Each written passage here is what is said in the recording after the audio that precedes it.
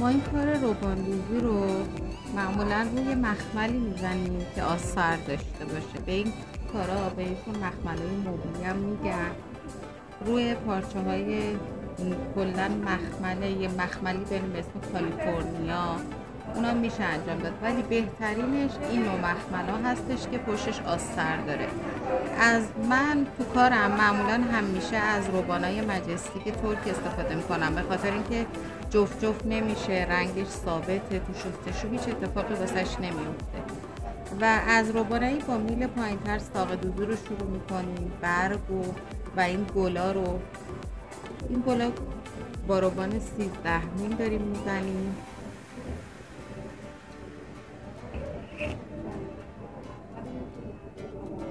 بهتره که سوزنا نوکش پیکانی شکل باشن که به راحتی از توی پارچه بیرون بیان.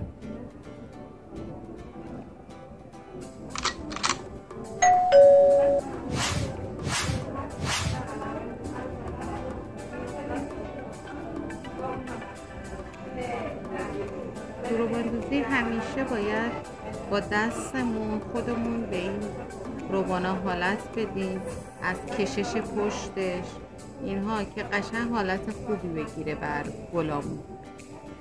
برای مرکز گلا هم میتونیم از گره فرانسوی استفاده کنیم، هم میتونیم مروارید کنیم. میشه مثلا با مروارید این وسط ها رو مرکز گل رو تعیین کرد.